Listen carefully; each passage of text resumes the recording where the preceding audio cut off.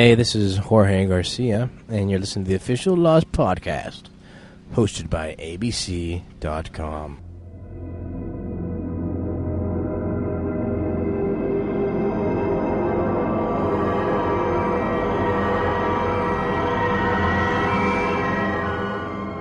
Welcome to another special summer edition of the official Lost Podcast, hosted by ABC.com.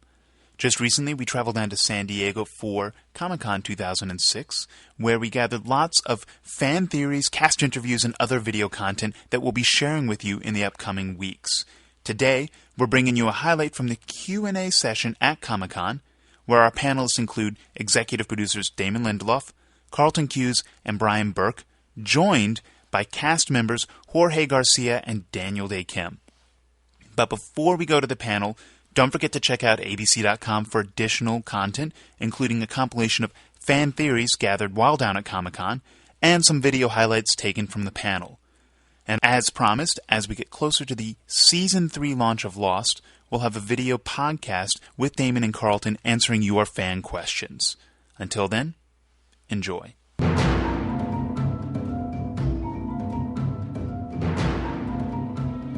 Our first year here was 2 years ago when we premiered the show here. And it was about half full, and it's so surreal to see all the way back, and we can't thank you enough for all your support. Thank you guys for coming out.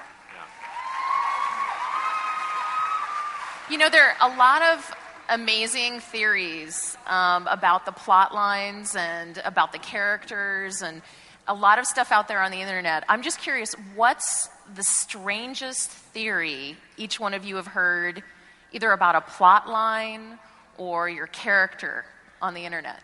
I think the strangest theory is that it's all taking place in the dog Vincent's mind. It's true. It is also the correct theory. You heard it here first. I once heard one that they said that Hurley was Claire's baby grown up. That was on the island ahead of time. That's good. I started that theory. Are you guys ready to start asking questions? Go right ahead. We will try to be as non-evasive as possible. Fantastic. Hey guys, thanks for making the most intelligent show on television. Thank you. Question on the mythology. I mean, the Hatch, Dharma, Hanso, the others, the back stories. How much of you guys are making it on the fly? How much of it is in a secret plan, locked in a drawer? And how much in advance do the actors get in on what's going to happen? We have never been asked that question before. It's quite honestly shocking. I think probably we should start with Jorge and Daniel, because as the actors getting the script, you know, I'd be curious to feel what was their impression of how far ahead we plan it. Well, we get a script about 2 to 3 days before we start shooting it, and that's pretty much when we find out what's going to happen in that episode. Now, we actually sit down. We have an endpoint for the show. We have an overarching mythology for the show. And we sit down before each season, as we did this year, and work with all the writers. We spent 3 weeks, and we sort of planned out our whole arc for what Season 3 was going to be. But within that, there's a lot of room for improvisation, and we feedback a lot on what the actors do and what sort of relationships develop. So there's sort of an overarching plan, but we also write the show episode to episode and try to keep it organic by reacting to what we see on screen. You know, the rule of thumb is we never ask a question on the show, you know, specifically a mythology question, without knowing the answer to it, or else we're stumbling around blind. You know, where we are traditionally more organic is the characters, how they relate to one another.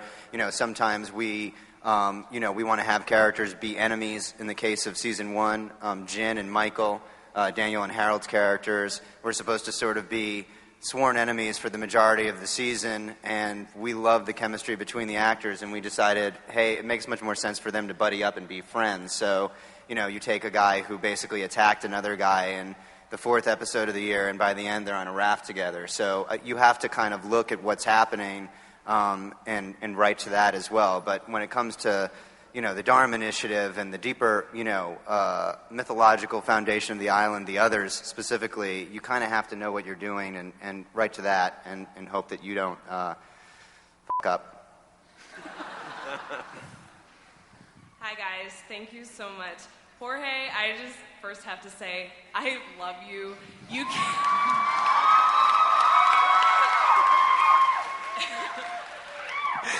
kicked Josh's ass, and it was great TV, so I thank you for that. So my question is, because of how huge your internet following is, you guys pretty much have immediate access to a ton of fan feedback. And I was just wondering how much influence, if any, you feel that should have on the creative process. It does have influence. I mean, we try not to get too influenced by it, but for instance, after season 1, there was a lot of fan feedback that we didn't answer enough questions. So when we set out to write the finale for season 2, that was very much in our mind, and we tried to answer more questions in the season 2 finale, and that was in direct response to the internet feedback.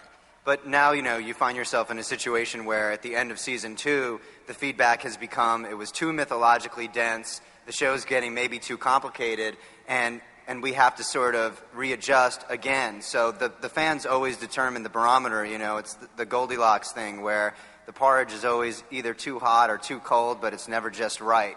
And the fans are really there to tell us, to temperature gauge it, because we're wrapped in our little cocoon in the show, and there's no one there to say stop, go back, other than the most loyal fans who are on the net and also writing their own stuff about the show. And definitely the fan response led to the new scheduling and had enormous impact, not with us only, but also with ABC.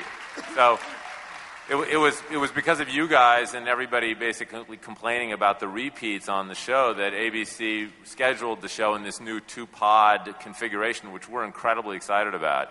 Now when Lost is on, it's on. When it's not on, it's not on. There won't be any confusion. There won't be waits for weeks. And we're designing this... Yeah.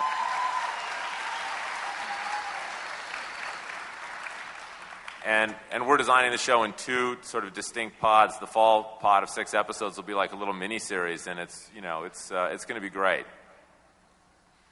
Thanks a lot. Hi, everybody. Thank you for coming. This is actually my first panel, so... Wow, congratulations. Okay, and you guys are basically going to hate me, but first season, Emmy winning, awesome. Second season, not nominated for Best Drama Series. Were you surprised? Because I wasn't. Wow. Oh. Well.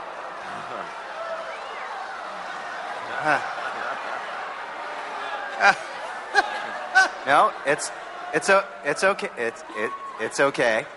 It's going to be okay. Honestly, I want to know. Are you surprised? We were disappointed, and yes, a little bit surprised. In our estimation, we were very proud of season 2.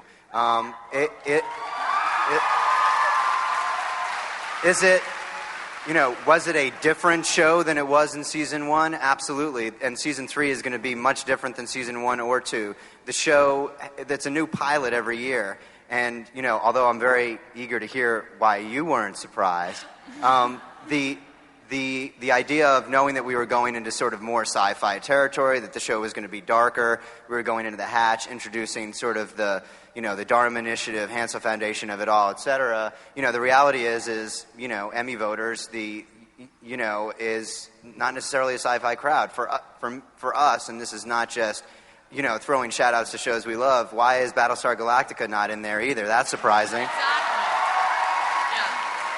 I mean, why did they get no nominations? At least we got 9. So I think I think that tells you something about, sort of what the tastes are. And we can't turn around and now say, screw the Academy because they gave it to us last year. So, we feel really proud of season 1. We want the Emmy, the drama win from season 1 to mean something. So we have to sort of take our licks, and, it's really motivated us in season 3. We don't write the show to get Emmys. We write the show because it's cool and we want you guys to like it.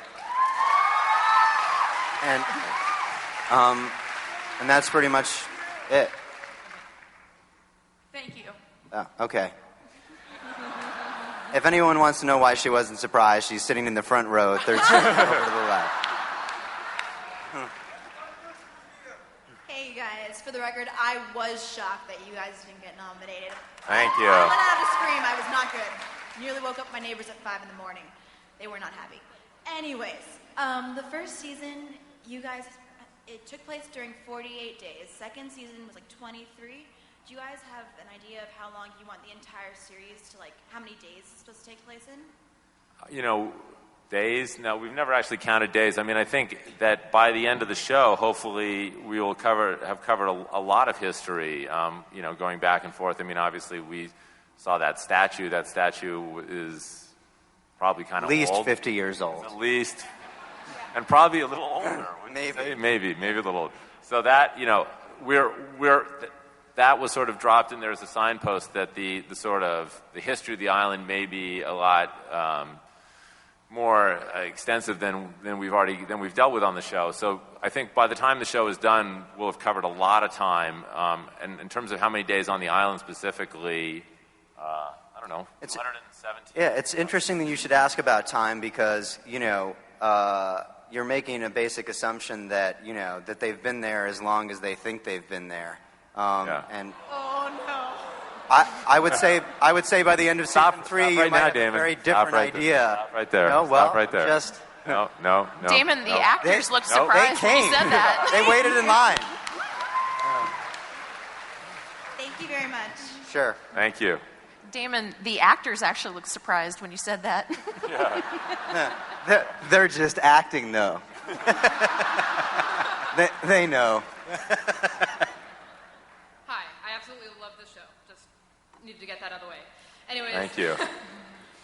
In a recent interview that Carlton did with Osceola, he said that season 3 was going to be more relationship-based. And with all the feuding that's, battling back and forth between Skate and Jade, I was wondering if you ever considered just getting all of them together, making like Ska-Jade. And if that and if that couldn't work, then I want to see Hate with Hurley and Kate. Wow. Oh. Wow. Jorge got very excited about that.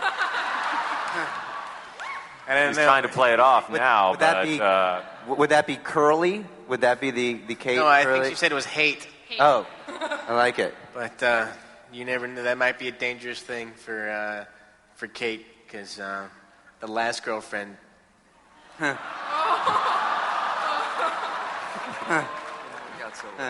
It didn't. It's tragic. No, we're definitely having more romance on the show this year. It was something we tried to get to last year, but storytelling we didn't quite get to where we wanted to. So yes, that is coming up, and there's a good reason that Jorge and Daniel are sitting next to each other.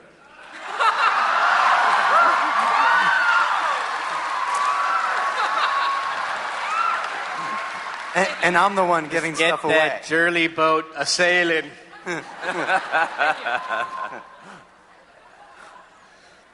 Hi. First, I wanted to say that Daniel, you're one of my favorite actors. I loved you on Angel. I love you on Lost. You're great. Thank you. That's very kind of you. Thank you. My question is, Matthew Fox's character was supposed to die off in the first episode. And you said that you have this grand plan. Has that affected the overall show, him living? Well, obviously Jack living is a, fairly big deal. But, at the time that decision was made, we were probably only, 10 days into the development of the show. The real conversations that started happening about the history of the island, what the final episode of the show was going to be, who lived and who died, the sort of macro questions didn't really start until we were actually shooting the pilot. As most of you guys know, from the moment that we first sat down and started talking about Lost to the moment that we finished the 2-hour, pilot was roughly 11 weeks. So it was sort of like, should Jack die? No, Jack shouldn't die. Hey, we should have a pregnant girl. So all of those conversations were happening, and then once we were set and going to Hawaii and shooting the pilot, as Daniel and Jorge could probably tell you, more so I think with Daniel shooting the pilot, we'd pull the actors aside on the set and basically say, here's something you should know about your relationship, This is before the crash. This is what's going on. Yunjin needed to know that she spoke English, and that Daniel, this was a secret she was keeping from her husband, even though we didn't do that episode until, I guess that was the 4th episode of season 1. So when we had the information, we knew it. If Josh was reading a piece of paper and having an emotional reaction, he sort of needed to know what he was reading. So as far as the flashbacks goes and the character depth, we knew a lot more in the pilot, but we were still constructing the mythology of the show. And I would just add one other thing. Who's to say Jack isn't dead? I am. He's alive. Kidding. Yes. Kidding. No. For now. Or not. Hey, guys. Hi. I'm just curious if next season we're going to finally see the underwater hatch. The underwater hatch. The underwater hatch. What is this underwater hatch of which you speak? Well, you know that cable? The cable. Yeah. Oh, that's interesting. If they went to the right, maybe swam out and Wow. checked it out. Well, I would not deny that there was an underwater hatch. yeah. I wouldn't confirm it, but Bryan, what are your thoughts? I don't speak English. Are they acting surprised about the underwater hatch? Or they have poker face. They got it now. Thanks a lot, guys. thank you. Our pleasure. You're applauding us for being evasive? What? You're applauding us for being evasive, Jorge? No, I knew that question was coming.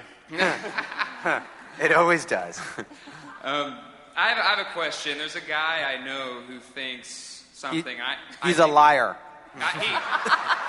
Wait, before you proceed, Okay. are you that guy? No. It's a guy I know, Okay. and he 'Cause thinks we can talk honestly between each other. No one's It's listening. not me. I swear. I swear it isn't me. All right. It's a You friend. like of mine. him, or just like him? What if I were to say I would give this guy $100,000? Well, then it was then me. then would it be you? But he thinks that Rose and Bernard worked for Dharma. So I want to get the answer right now so I can stick it in this guy's face. Does Rose Bernard work for Dharma? One moment, please. No. Thank you. That's all I want. Thanks, guys. Take that, guy. Yeah. Yeah. Go get him. That's ridiculous.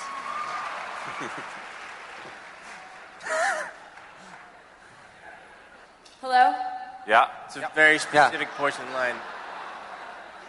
Hi. Have you no shame? What? What? Have you no shame? Well, I have a little shame. Do you have any shame, Damon? I have no shame. Don't be cute. Tell us what you know about the Hanso Foundation.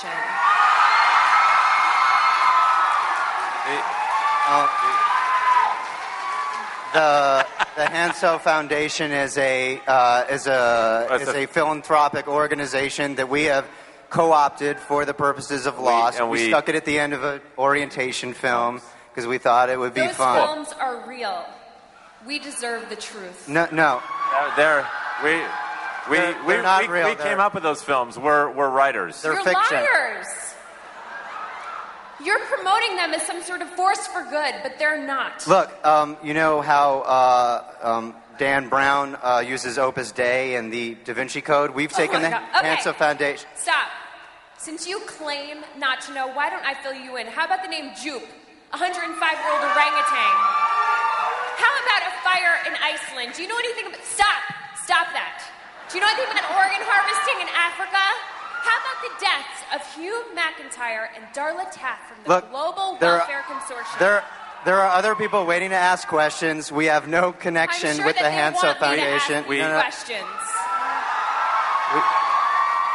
We have no connection with the Hanso Foundation. That's a lie.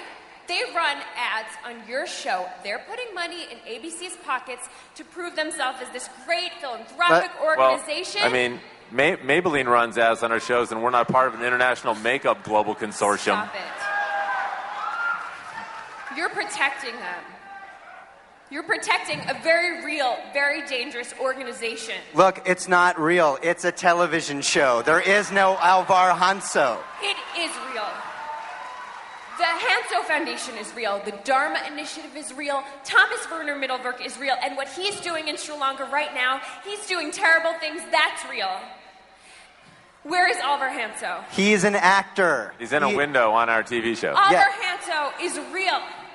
And I am living proof of that. And my name is Rachel Blake, and I am real. And if you want the truth, you will go to HansoExposed.com. You have blood on your hands, you have blood on your hands, you have blood on your hands, and you disgust me. Thanks. Thank you. Thanks. It was lovely. Wow. Thank you. That was great. Jorge, what did you do to piss her off? There's some tough-looking security guards here, huh? Yeah, aren't they? Yeah. Wow. Okay. Alrighty then. Wow. Should we keep going? Next question. Yikes. Wow, that's not going to be easy to follow up. Well, if you take your shirt off, it'll. No. I'm interested. First of all, thank you guys. I enjoyed the show. Very entertaining. Thank you very much. I've been looking at lots of theories, and we've all heard theories about they're dead, they're alive, purgatory, all of that. And within the last week, I've come across something that I've never seen before on my own, which is some theories behind the Land of Oz. And I wondered what kind of... check it out yourself. I wonder how steeped are you in the mythology behind the 100 years of stuff we have from Oz?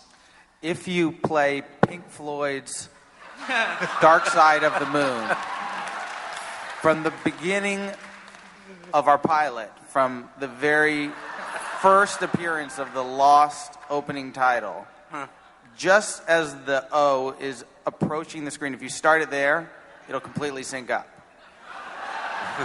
So, no coincidence to the Land of Oz being an invisible island in the middle of the Pacific, or that compass roses don't work on the island? There are obviously Oz references in the show. Henry Gale is Dorothy's uncle. Is Dorothy's uncle Henry, and obviously he had a balloon that came there. And there are going to be and have been other Oz references in the show, which are either incredibly meaningful or they don't mean anything at all.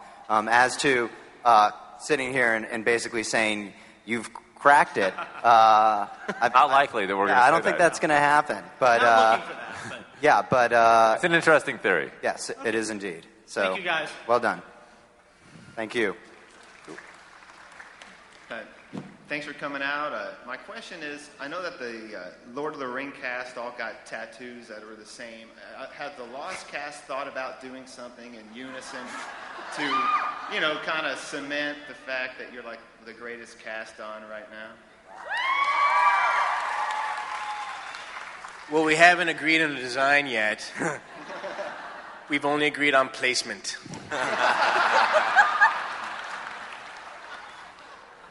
Thank you.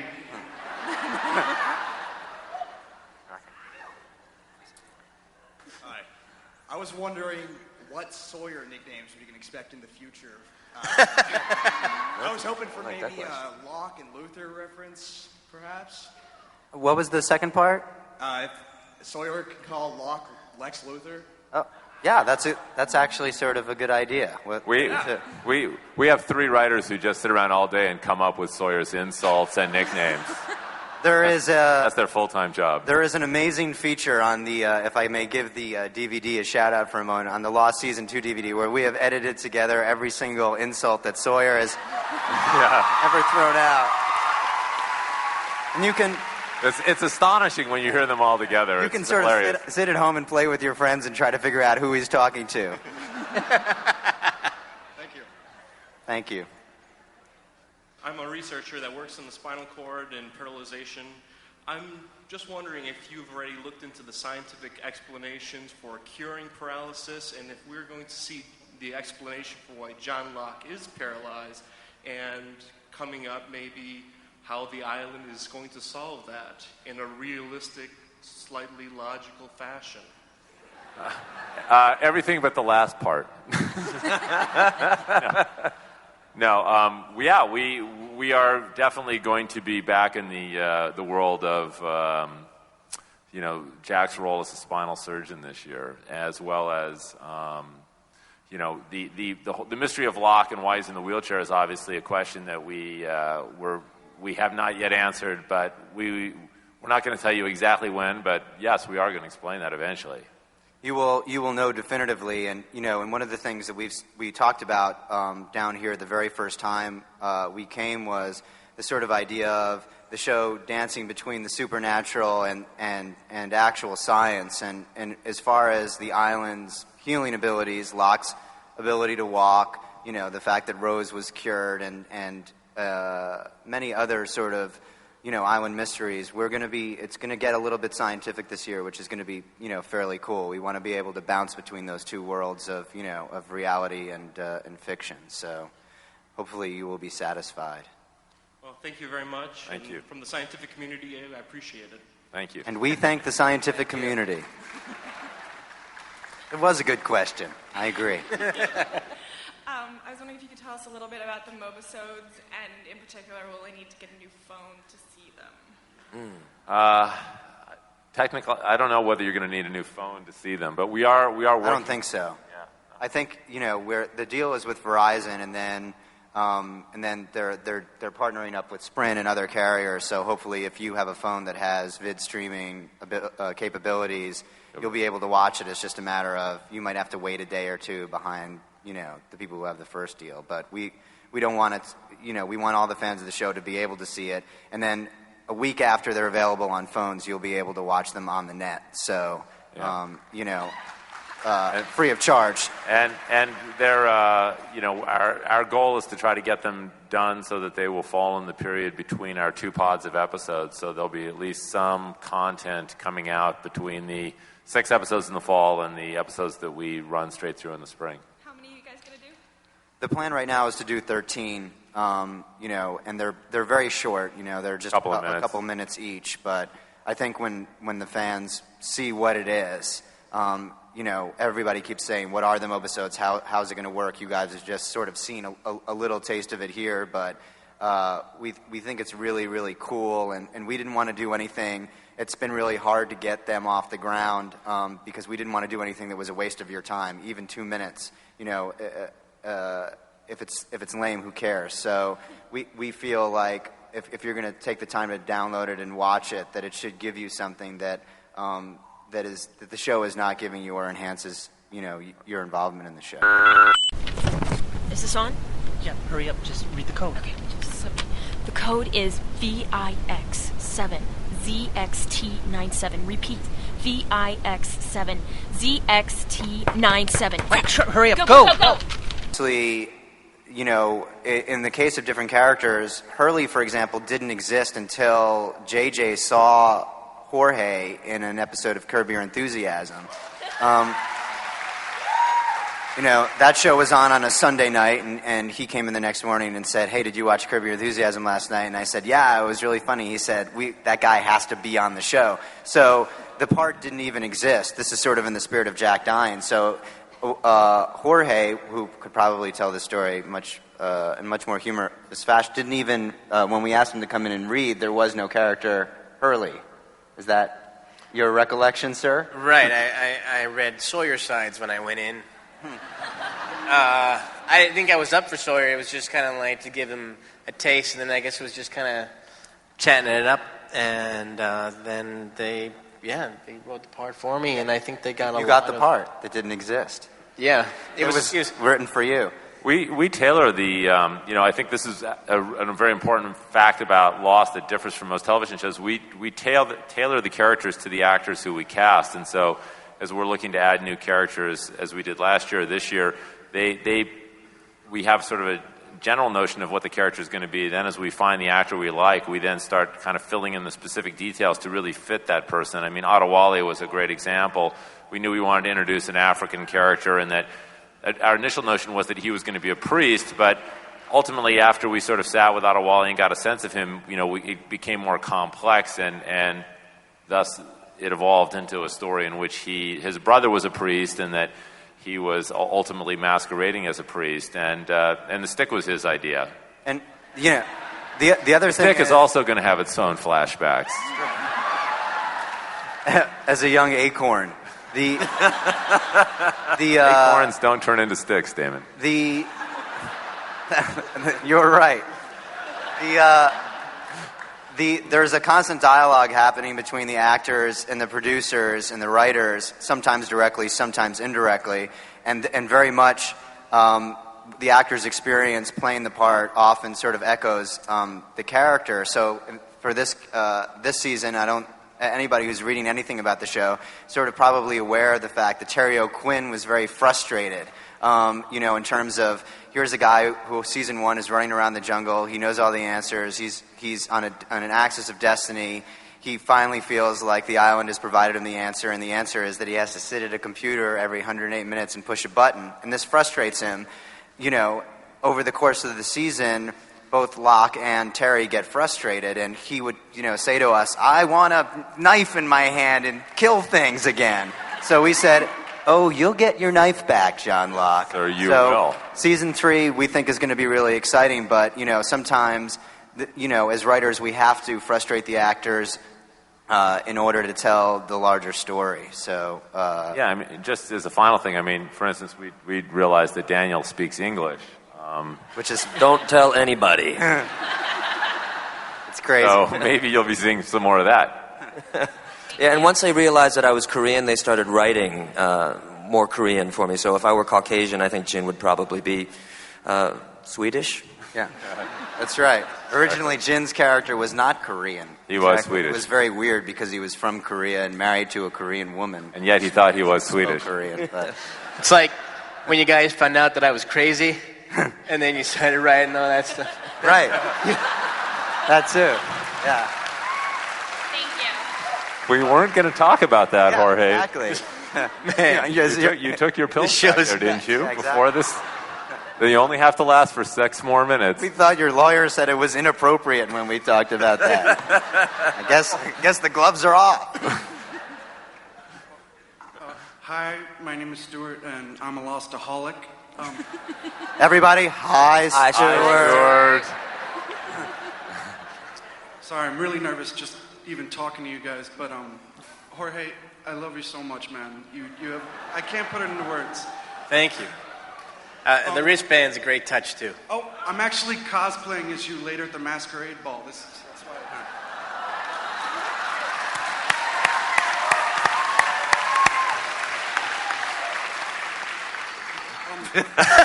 Breathe, brother, breathe. I know I have to ask a question. So, Damon, how do you intend to only keep the show going as long as you wanted to and not let the executives drag it out any longer than that? And what about the rumors of possibly ending the show with a movie? There's another question we never get asked. Basically, it's a very slippery slope. One of the things that we always talk about is the X-Files, which is, there is a plan, to do X number of seasons and then end it in a movie, and that, from our understanding, that was the original plan. But when a show is successful, the network, the powers that be, we're in a business. So, obviously the fact that the show does, get good ratings is the reason that we're all here right now. So we're sort of in a catch-22 scenario. And all we can do is stick to the original plan. We have at least probably 5 awesome seasons planned out. And at that point, after that, we would have to start tap dancing, which is something that we just don't want to do. 2 years from now, will we be in a climate where ABC or Touchstone says, okay, we'll let you end it, and what is the give in return? We don't know. But, obviously that is our preference as storytellers, and ultimately it will be up to us to sort of put our foot down and say, fine, you can do more episodes of Lost, but we are not going to have anything to do with it. And, it's hard for us to do that because we don't want to hang the writers or the crew or the fans out to dry because... Or the actors. Oh yeah, but, it's the unfortunate dilemma of network television. It's we wish we could, announced, like J.K. Rowling, there were going to be 7 Harry Potter books, and you sort of have that definitive sense of when it's going to come to a conclusion. And we struggle all the time with sort of a developed mythology, but not knowing how long it's going to play out. Yet, the network invests a lot of money in the show, and it's their business and their absolute right to make money off of this endeavor. That's what they're in business to do. There could be a plan where we all of us together in this room, if we all promise not to tell anyone, that we just stop watching the show in the 4th season, just and then wait for the DVD. But then they'd go, oh, nobody's watching it anymore, so let's just cancel it, and then we'd end it. But it would, the reality of ending it on our own terms, is unrealistic. So we have to sort of think around corners a little bit. Yeah. Zombies. That's right. And when in doubt, zombies. Thank you for just doing what you guys do. Oh, thank you, man. Thank you. Thanks for your lost-aholism. Hey, you guys, you are absolutely amazing. Thank you so much for getting me to watch TV. It's amazing what you guys have done. My question is for anyone, if this is possible to answer, what exactly is the literal translation of those hieroglyphics? The literal translation of the 5 resolved. Yeah. Basically, hieroglyphics. Each character means something separate, but those 5 hieroglyphics together are the symbol for underworld. In Egyptian, they found it in. But there are sort of, it's subject to interpretation, but that's kind of the closest translation. Awesome.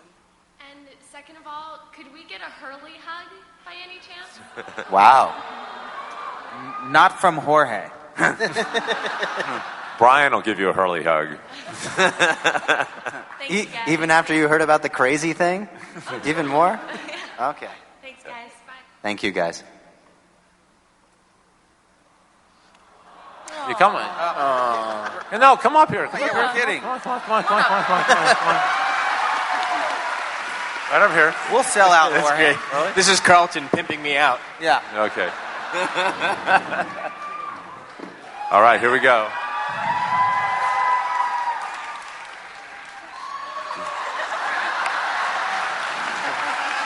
I got the numbers on my phone.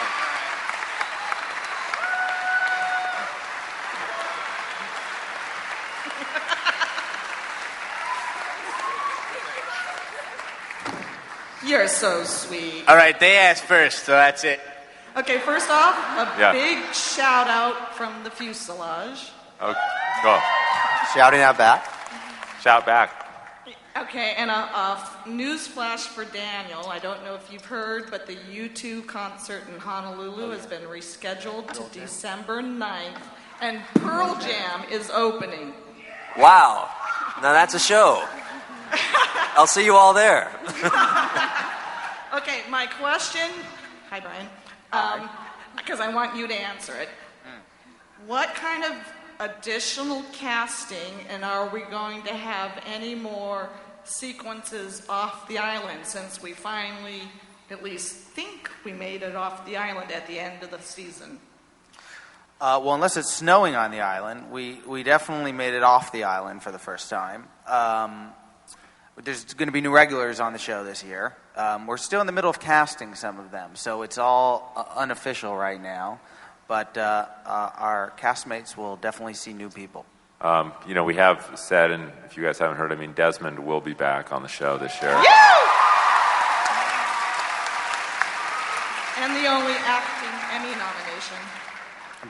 I'm sorry? He was the only acting Emmy nomination, and a lot of people were sort of like, why didn't Daniel or Jorge get a nomination, as if he didn't earn it? No, I think he did earn it. No, but the rest of our cast, that was really painful to see. We have so many awesome actors on the show, and we were so surprised that we didn't get more nominations for our cast. All right, thanks. Thanks. Thank you.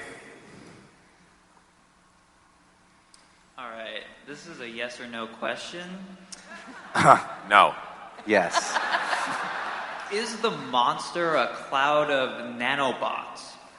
Is this the same guy from last year? Did you ask that question last year? No, that wasn't me. Man, if I had a nickel for every time I got asked the nanobot question.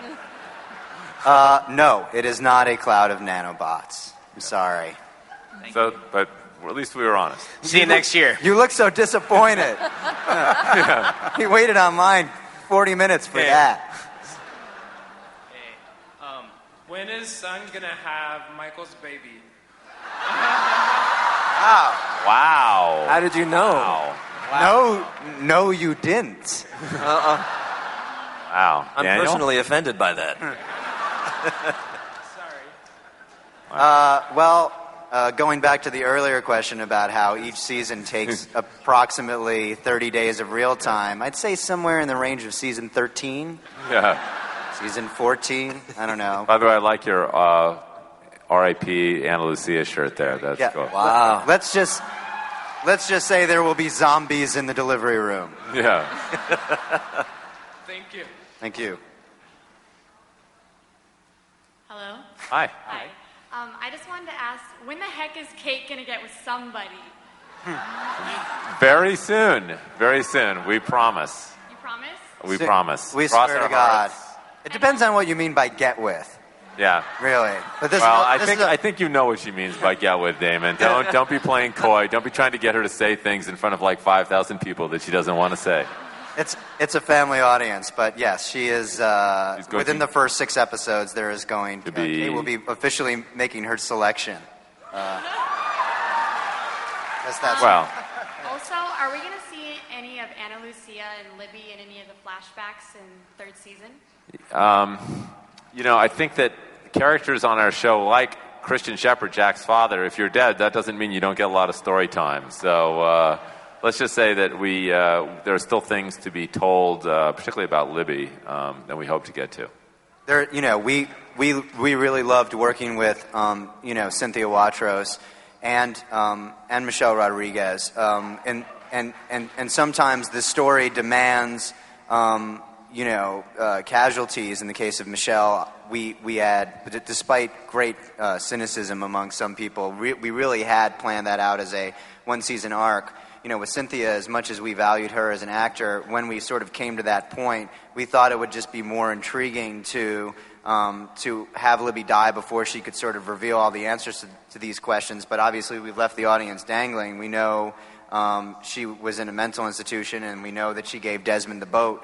But we have a lot of blanks to fill in, and some of those blanks will be filled in over the course of season 3 and some beyond. Thank you. Thank you. My question is for Jorge.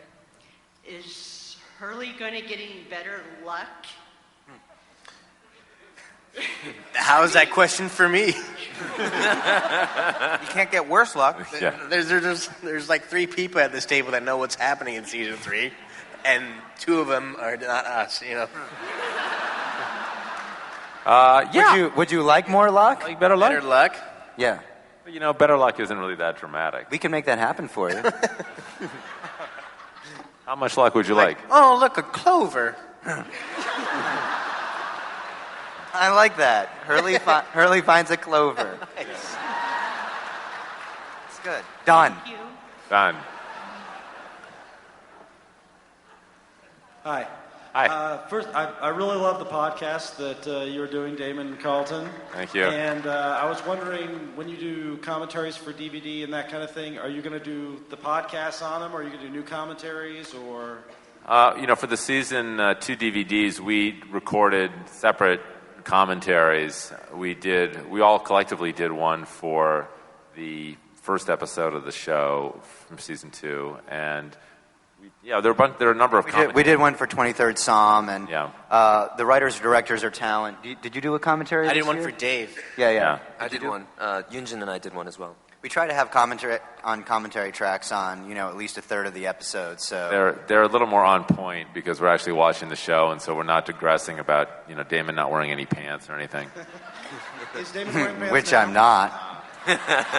There was a lot of discussion backstage about whether Damon was going to wear his pants or not wear his pants, but he chose to wear his pants. He's wearing pants, but they're not his pants. Thank you. They're Daniel's pants. Yeah,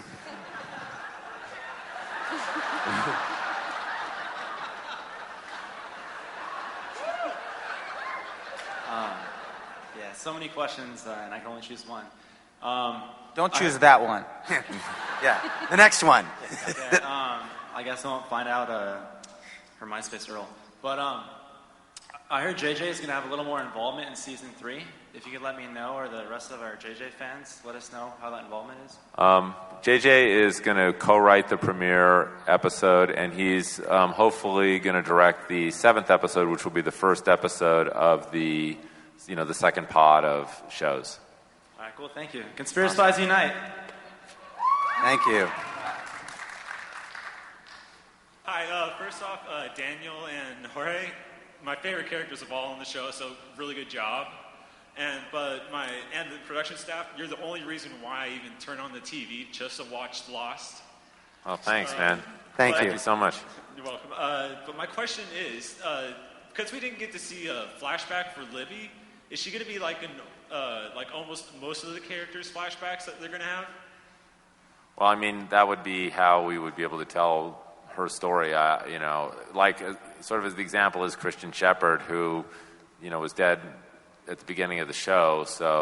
But we learned his story by watching Jack's flashbacks and even seeing him in other characters' flashbacks as well. So yeah, that might be one way how we would see more of Libby's story. We have a hard and fast rule on the show that we will always stick to, which is when a character dies on the show, they're dead. That's the only time you'd ever see them again is in someone else's flashback.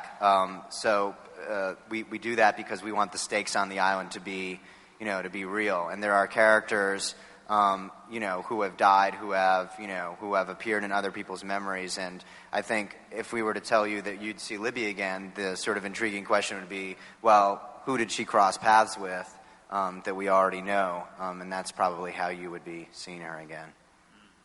Thanks. Thank you. Thanks a lot. Hey, what's up, guys? Hey, man. How are ya? I just want to say thanks for the 5 minutes of the poker scene with Sawyer. That was sick, man. And Jorge, I want to ask, how's Phil Hellmuth as a person? Is he a cool guy or? Who?